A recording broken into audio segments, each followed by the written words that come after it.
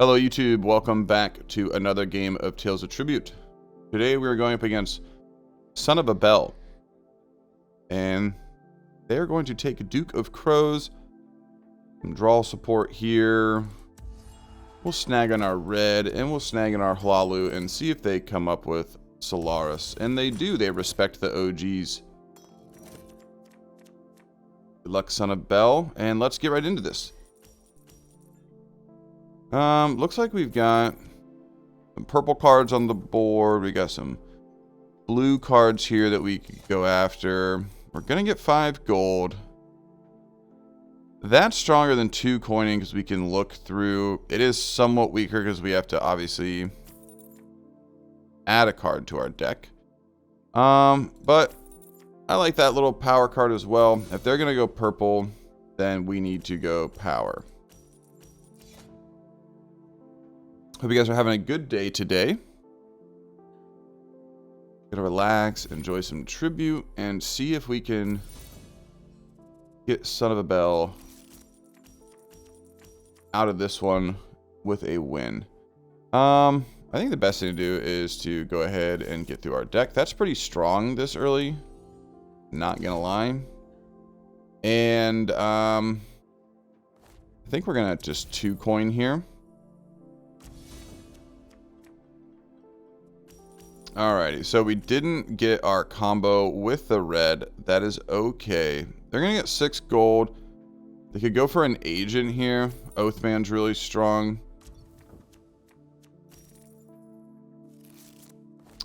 I don't mind Oathman. We're gonna move that. So we guarantee get our 2 gold next turn. I think we're gonna take this. Even though Time Mastery could have probably been a little fun, I think it's best we don't. I could have used barter and gotten rid of something. But with them going purple and wanting purple cards, I didn't want to open the board for them like that. The agent's probably good, but I kind of like this to get our power back a little quicker. And there we go. Now we're starting to cycle through our deck pretty nicely. I assume they would have wanted Black Feather. Which we probably could have bought. They've only got 3 power coming in the future. They could just pay gold and knock it out if we take it. They got rid of a card because they didn't want us to get it.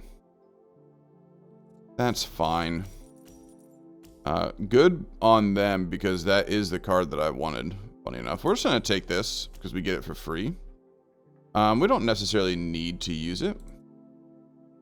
And I think we'll force it next turn. And I think we're just going to go with another blue card here and help us kind of shuffle this deck a little quicker. They've got an Oathman down. We're going to be able to get rid of that with the Portcullis. Portcullis? The Portcullis? I don't know why I add a Porta in there. Excuse me while I take a sip of my coffee here. Gotta have your coffee for your tribute games or your brain just isn't clicking. Let me know if you guys are into coffee or tea or what your jam is. Everybody's got their stuff, it seems. Let's go ahead and hit that. And we're gonna be able to just get all of the junk over, which is awesome. And I think the best thing we could do here would be just to knock him out with that, save our card, get rid of the purple, and let's get some patron pressure on them. There is a tithe on the board, which we could technically take for free. So if they lay down an agent card here this turn and miss out on that play, we might be able to beat them next turn if they just have an oversight here. So let's see if they can cycle an agent. They didn't get their Oathman back. I think they just played their Oathman, right? Yeah. So they have no agents yet, but in the meantime, we're going to try to just sneakily keep that tithe on the board. and not let them know that it's there. We're probably going to go for Psijic Apprentice here. If they don't. Awesome. They opened up for Psijic Insight, which I'd much rather have. That gives us a little bit of power. Now, they spent their power to kind of get caught up here. Interesting choice. So I think we're going to take that for free. I think we're going to line up some cards here. Let's do that. And I have 4 gold here, so I could still buy this if I wanted to. 6 gold is not going to get me into this. So let's just draw a card and see if we can get a blue. We did not. We do get a big combo here, though. And now we can actually afford this, which is going to help us live behind our cards a little bit here. And, I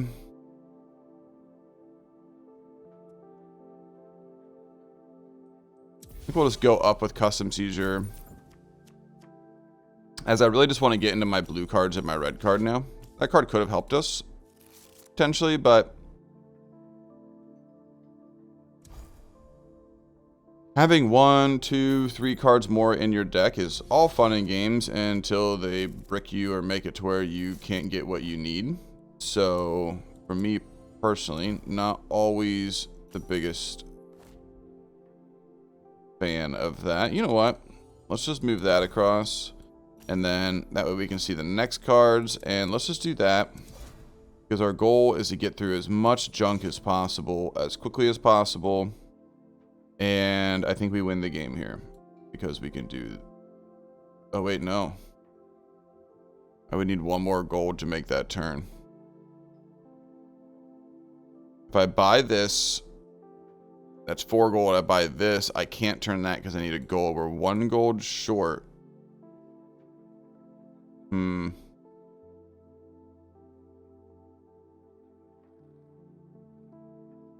I think we'll knock them out. Let's buy that. And I don't care about this anymore. Let's just get points for it. And let's get rid of another card in our deck.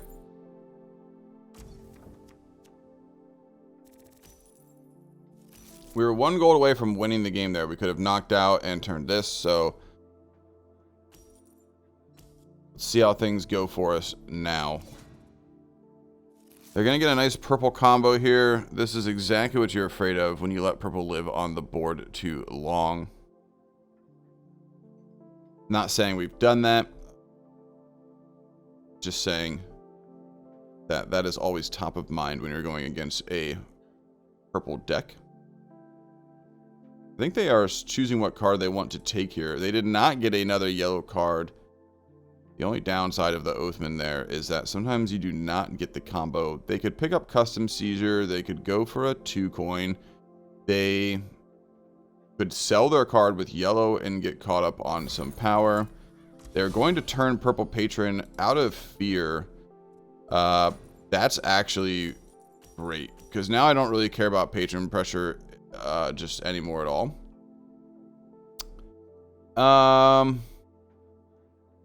You know, I could have just gone for this, but I really do think we could probably get this back 1 more time. We'll save it for 1 more round. I'm nervous. I think that this is just going to get knocked out this turn because they can just pay for it. I was thinking about just selling it and going up to 28 this turn, as we know we're going to get closer to kind of winning the game. I think I should have sold it there. But it's okay. We'll save it for one more round. As you guys know, I love being aggressive with Hlaalu. If you have ever seen any of my other games, you will know that.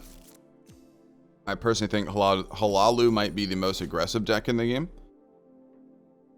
Just because you can sell anything, any turn, as much as you want. Just turn it to, it's like the easiest condition ever. And pretty much every card in the game will work with it. See what I mean? So they're just going to knock me out here. And now I have to wait for Bancori to come back through my deck. I'm already at 22. I'm going to get 5 gold or 5 power next turn. I could have sold this. I could have won the game in 2 turns if I just would have sold that. So, holding on to my card here is actually hurting me. Let's go ahead and just get through all the cards in my deck.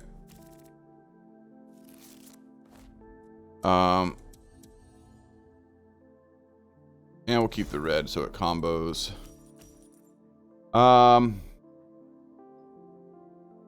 Yeah, best option is here is to do that, because then we can knock him out for free, but then we can do that for free.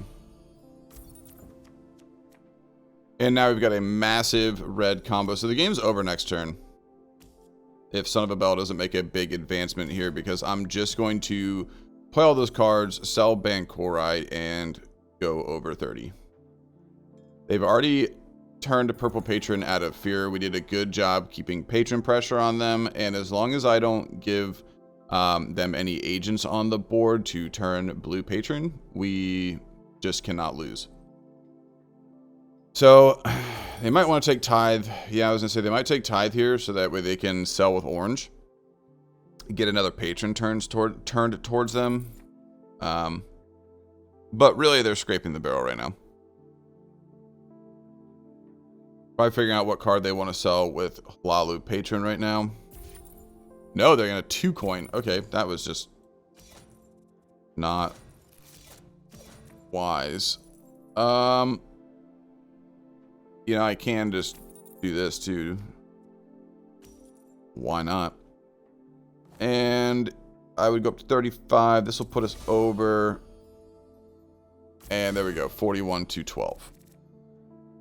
I'm pretty sure this game is done. I don't see them catching up.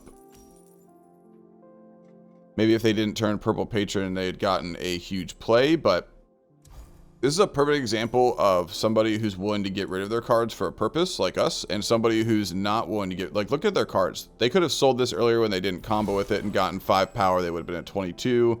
They would, you know what I mean? They could have sold that other one earlier. That Sigic Insight, or that Sigic card, was not really helping them get to anything of value. It's great to have cards that can help you cycle through your deck, but if you're not cycling to anything, really, what's the point? So 12.5-minute game there, 41 to 17. Not a bad game. We are 1 more win away from Voidsteel, so it looks like we are going to hopefully get back into that pretty soon. But yeah, pretty good game there. A little bit longer, but again, just us sticking to our plan of using red and Hlaalu to be aggressive, and just power wins games, guys. I mean, you can have all the fancy decks and you can do all the fun little things, but at the end of the day, just some early power, just the exponential growth that you get from getting it cycled into your hands early and keeping your deck small can really pay off. So yeah, another good game. GG, and we will see you guys in the next Tales of Tribute video. Take care.